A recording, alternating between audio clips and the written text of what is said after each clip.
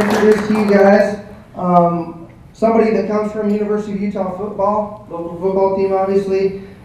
This last season had 84 tackles, 18 and a half sacks, which is the third most in NCAA history. And Nate has an interesting story, and I'm excited to have him here with us as a part of our group. And I'd like to turn the time over to NateOrchard. Thanks, Eddie. Appreciate it. How's everybody doing? I feel like I'm in a comedian club or something. I got to tell a joke before I start off. But hey, it's a huge honor to be here. I appreciate you guys coming. Everybody comes from far away, it seems like. It's a huge opportunity for me to be here to talk to you guys. Kind of, give you a background on myself. Excuse the armpits, they're sweating right now. But so my name is NateOrchard. I was previously known as Napa'a Lilo Fakahafua. And for those of you who don't know, I'm half Polynesian, so I'm Tongan and black. Come a long ways, man. I've been through a lot in my life. I grew up in Inglewood, California. I've seen it all. I feel like I've been through a lot, and I think I can relate to the majority of you guys here. Growing up with my family, I was abused physically, mentally, emotionally. I had it all. I was homeless for a little while, but at the end of the day, I think that's made me a better person, a better man, and allowed me to be who I am today. I was fortunate enough that when I moved here to Utah, I moved in with a family called the Orchard family. They adopted me, took me into their home. Just some stranger kid off the street who came up and knocked on the door and asked if I could live with them. They said yes, and years later, here I am now. I graduated from Utah with an economics degree. I finished with a 2.8 GPA and never thought I'd be in this position I'm in today. And I just want to say I respect you guys tremendously for the work you guys do. You make it possible for other people to live their lives and do what they do and have the entertainment and the peace that they have, God, if it wasn't for those hardships in my life, I wouldn't be half the man I am today. All those trials in my life allowed me to focus better. My dedication and the hard work, it just pushed me to another gear. It made me hungry. Nothing's given in life. You got to go and take it. You want it, you got to go after it, man. Because nobody, if you think about it, you sleeping in, somebody's up doing better. I woke up this morning at 6 a.m. because, man, I got to go get work. I got to go get work before the sun's up. I know there's this other defensive end, other side of the country that's working harder than me. I want to be the best. And I know as you guys are sales folk, you got to go out there, you got to grind. I know you guys doing your thing, and I respect that. And I respect you guys coming all the way out here to listen to me. Who am I? I'm 22 years old. I'm going into the draft. I'm about to do amazing things.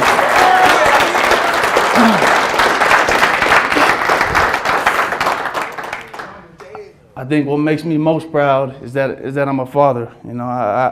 There's no secret. I had a little girl when I was a freshman in high school. She got adopted. Her adopted family lives in Sandy, not too far from here.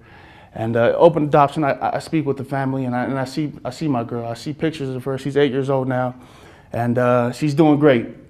And I'm married. I've been married 2 years. I got a little girl, another little girl that's 2 years old. And that's my world. That's my world right there. And the biggest thing for me is what legacy do I want to leave behind?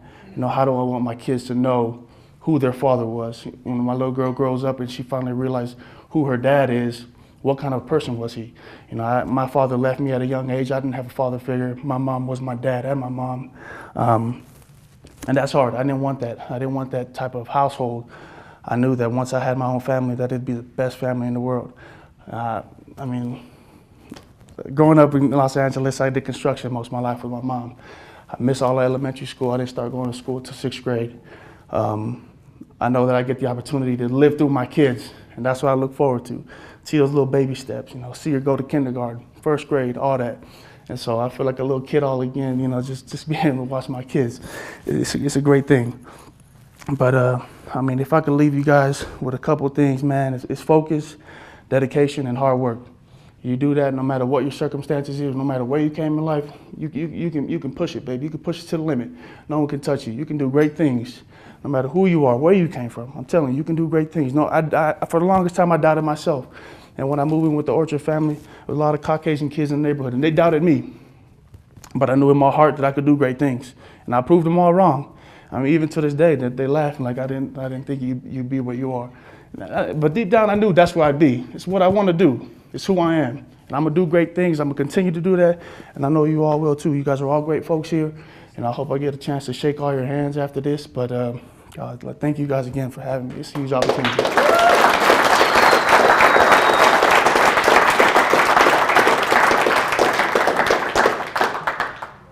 Thank you so much. Thank you. So we're going to take a second, if you can stay up here for a minute, Nate. Sorry. If you don't mind, we're going to take a second and just do a Q&A session. Yeah. So I'm going to have Michelle Bodkin come up if you don't mind. So Michelle is a sports writer for the Utah Utes Zone, which is one of it's a top site for University of Utah sports and athletics. And I'm going to have her field the questions if you don't mind, and we'll do a short Q&A and then wrap it up from there. Is that okay? Sounds good. All right, Nate. You probably didn't miss me very much. Seeing me up at practice all the time. So, I mean, you talked about growing up in Inglewood. You ended up here in Utah. Talk about the differences and adjusting to Utah versus being in Inglewood, California. Definitely. I think the huge difference is the environment. I mean, I grew up in a neighborhood where there's drive-bys constantly. That was no biggie. I'll never forget. It's just like yesterday. I was on the street playing with my friends, jumping on the couch. And next thing you know, one of my friends yells out, "Drive by, bye, bye, bye." Pick up. All right, he's gone. Let's just keep playing. All right, he's gone. Everything's good. And then you move here to Utah. It's clean. Streets is clean. This is what amazes me at first. But different culture, huge cultural shock, of course. But I knew ultimately this is where I wanted to be. It's safe. I knew when I had my own family, this is where I want to raise them and have that opportunity now. You had a tough time in junior high and high school. Talk about some of those issues that you struggled through and what helped you get past that. Moving in with the Orchard family, it was a culture shock, I said before. But the biggest thing for me is wanting to be back with Mom, wanting to be with my brother, be with them, but not realizing the opportunity that I have. I had a chance to make a difference. I had a chance to go to high school, finish high school, be the first in my family to finish high school and go to college. A lot of that, there's a lot of mixed feelings. I went through a phase of depression, suicidal thoughts. It was really hard, and I ended up opening up to some people and getting some help. And if it wasn't for them, I wouldn't be here. And it's made me stronger. It made me proud of who I am and the way I raised my family. That's right. You often mention the Orchards as being a huge part of why things turned around for you. Who else has been pivotal in your journey of growing up and becoming who you are now? A lot of the staff at my high school, I went to Highland High School, just in Sugar House, a couple blocks away from where I live. And they're huge contributions to who I was. And, I want to miss class. I hate to talk to these, recruits from these different colleges. I just hated it all. But they stuck with me. I mean, I was a kid who ran away from the Orchard family so many times, and he got everybody chasing me down, trying to find where I was. But it takes a village to raise a man, and I thank everyone in that community for never giving up on me, which is the biggest thing, because that's hard. You get people that's troublemakers and things like that. You're like, oh, just let them go, let the kid be. But they never gave up on me, and I'm so thankful for them.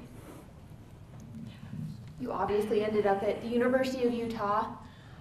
They're known as a blue-collar group. They work hard, they play hard, they're a big family. What did you learn from your time up at the U? That nothing's easy. You can't take the easy route. Nothing's given in this world, man. Like I said, you got to go and get it. And I learned that from the group of guys I was up there with, D-line group, my freshman year, those seniors.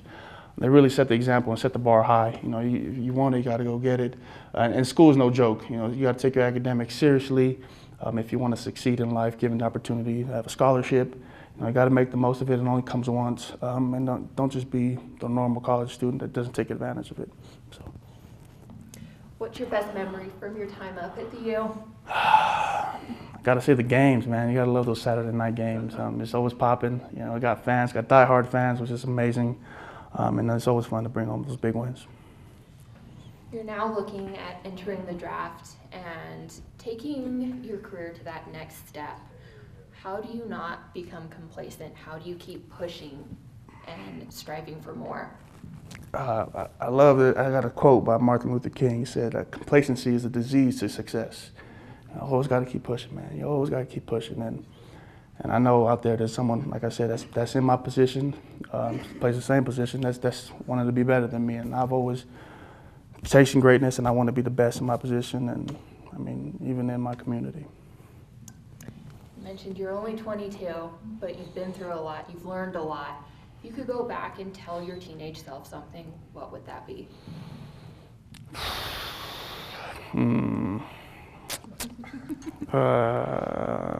God, I don't know. I mean, that's tough. That's a tough question because everything I did, like I said, has made me who I am. I mean, I never went to elementary school. The only way I learned how to read was playing my video games. And I loved having the captions on there. Even to this day, I watch movies with captions on there. Like, that's what helps me be me, and that's just how I do it. God, I don't know. It's just who I am. I'm sorry. It's okay. I always seem to throw out a question that stumped somebody. So There you go. all right. Well, I mean, you're here to talk to these people about being successful. What is the best piece of advice you can give everybody here as far as being successful? Pull up my notes. Get those. Might have something on there. What's your purpose in life? You know, what are you here for? What's your why? That's right. You know, what are you going to do? How are you going to be remembered? Like I said, you got to leave your legacy for your kids and their kids. I'll never forget going into that Michigan game, talking to my team. I said, you know, this is going to be a game my kids are going to remember, all right? So we're going to leave our legacy. We're going to leave our mark. You know, we're going to let these people know who we are and what we came to do. So. All right. So now we kind of want to open it up Definitely. to you guys to ask Nate some questions. So, Nate, Ryan, Brandon, a question for you. So, you were really successful in University of Utah, but what happened, what changed from your junior year to your senior year? There was a different person almost that showed up. What happened? I feel like you're an NFL scout, and everybody asks that question. And I give the same response. It's marriage. Stability is really what changed me. I'm not just your normal teen running around doing nonsense. It finally clicked for me. Like, this is my job. This is my livelihood. This is how I'm going to feed my family. You know, what's the plan after college? I want to go to the next level, but I don't got the numbers. And so going into my senior year, totally different mindset. Like, you know, I'm going to push even harder. You know, put in the overtime, train 3-4 times a day just to get that extra edge. And so I think marriage really helped me. Well, my wife's really awesome. I mean, she's my high school sweetheart. And so, I mean, if it wasn't for her, you know, who knows? I'm doing something else. But yeah, there you go. Anyone else? So I would imagine that there probably were some days this last season that you may have woke up and been like, man, I don't want to practice. I don't want to do this. What advice can you give these guys? They're going to go out and they've got to get up every day and go to work. What advice can you give them when they wake up and they just don't feel like working? Yeah. How do you find the drive to keep going? Knowing that you got 105 guys depending on me, being a senior, the leader on the team, captain, it's like everyone looks up to you. You're the example. You're the go-to guy. And if you're not doing your part, then why should I? You know what I mean? I always live. You know, I always tell my guys, my D-line guys, I said, you know, what do you got to bring to the table? You know, what are you going to do to help us? You know, this. I see my coach says all the time. The team. Let's see. Let me get it. I'll get it. See, I should have put it on my notes. I lost it. But anyways, yeah. What do you got to bring to the table? How are you going to help us succeed? You know, obviously we're all working towards one common goal. And so, what's your role? How are you going to help us? And if you're slacking, you're not doing your part, then you're just hurting us. And we're not going to reach our overall goal. We're not going to reach those vacations. We're not going to reach Pac-12 championship. You know, things like that. And so. Anyone else? How it feel, bro? Going to the NFL, man. Man, it hasn't hit me yet. But knowing that I did everything I needed to, my senior year of college, breaking the sack record, doing all these amazing things, then going to the Senior Bowl at Mobile, killing it there, going up against different competition guys from different conferences and just demolishing them, and then going to the combine and doing really well in the interview process and then impressing scouts along the way. Do you take the time throughout the community to motivate the younger ones? Oh yeah, I go back to my high school all the time. I'm always over there working out every day. And I'm with the kids, interaction with them every day, and doing whatever I can to help them out. Coach will have me sit with the kid in the office and give them a little motivational speech and let them know. I mean, we got kids all the time that don't want to play basketball because they want to focus on football. Or they want to focus on football and not play basketball. But just gotta let them know they go hand in hand. They make you a better football player, a better basketball player. And so, yeah. Where do you want to go? I don't care, man. Wherever's gonna pay me. That's all that. I don't have a decision, Colts were interested, got all these teams. Philly was my team before. Now that they signed Tebow, not no more, man. I don't know what's going on over. No, everyone calm down. It's okay. Question in the back. You kind of answered that for me, so. Got you. I got a question for you. Two questions. One is, did you ever have those moments growing up, or in high school or college, whatever, where you felt like quit? You feel like just giving it all up and just quitting football or whatever? Mm-hmm. And if you did have those moments, what did you draw on? What did you do to motivate yourself to keep on going in those tough times, tough moments? It's funny, at the beginning of my sophomore year of high school, Cottonwood High School, just down the street from us, they had a passing team. I was a receiver. We ran the triple option. We ran 90% of the time. I was like, I'm leaving here. I don't want to be here. I need to go somewhere else. It's not where I need to be. It's not for me. And you got my high school coach pulls me into the office and said, the grass isn't greener on the other side. You're going to get noticed here. You stay here. Teams are going to come looking at you. There's no point of you going there. You're just going to hurt yourself. You're going to hurt your reputation, your dignity, who you are. And that really sunk in. My high school coach is a father figure to me, Brody Benson, and he's the reason why I become the man I am. He never gave up on me as another person. But like I said, folks in that community, especially my high school, really never gave up on me and helped me out along the way. Do you check your own stats to compare them to people that's ahead of you in the NFL right now? Do you do your stats towards them wise? Not yet. I mean, it's a totally different ball game, But I do watch them. I do break down film on them and how they play. I like to take bits and pieces from a guy that plays the same position as me. I think that's just gonna make me a better player, and make me get more sacks on the field. So. Anyone else? So I know I ran the 40 at like a 5.2. How fast did you do it? 4.8. It's pretty close. You might have to go run after this. Yeah, you had to go to the hospital. And he was 18. Jeff K-Wood satellite.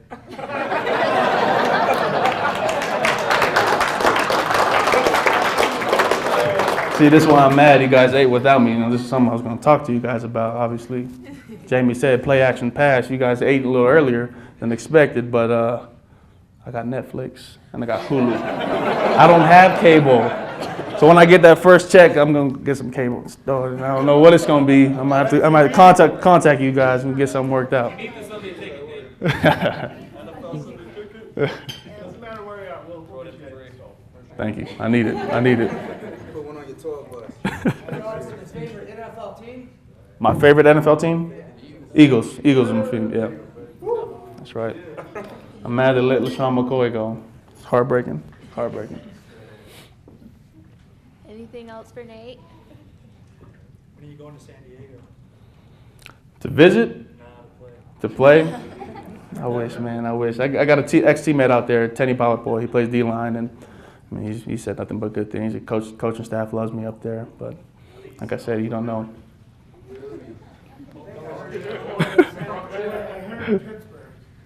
Yep, Steelers are interested as well, but like I said, I'm not getting my hopes up, and so whatever happens, man. Who's your NFL role models? NFL role model. Nah, a lot of people getting arrested nowadays, man. I don't know. I got an NBA role model. LeBron James, that's my guy. I watched his movie, his upbringing. It's amazing. It's amazing. Definitely a person I looked up to growing up as a kid. Anything else? Who's better, Tom Brady or Peyton Manning?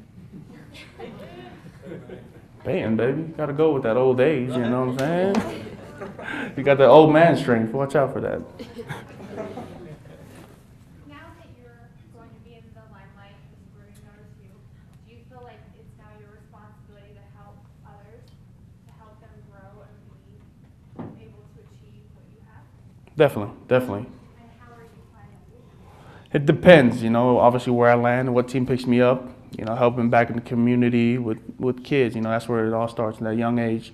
And coming back and helping kids around here. I got goals down the line, obviously, to give back in some way, but when the time comes, we'll figure out with my team and kind of what we want to do to help kids out. Anything else? Would you adopt? Definitely. Oh yeah.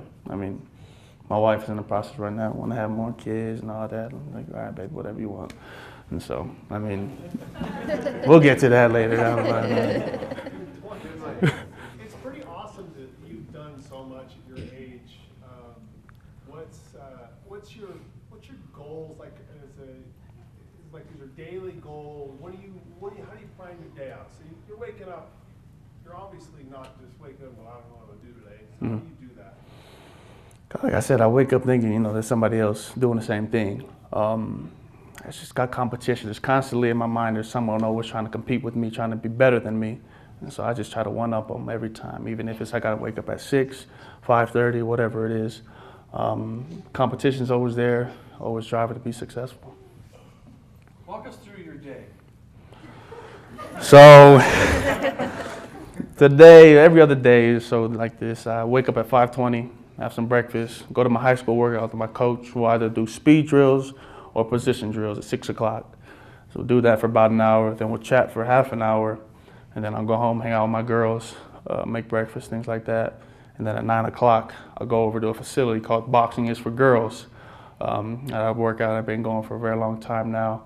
I'll be there for another hour, then I'll go home, eat some more.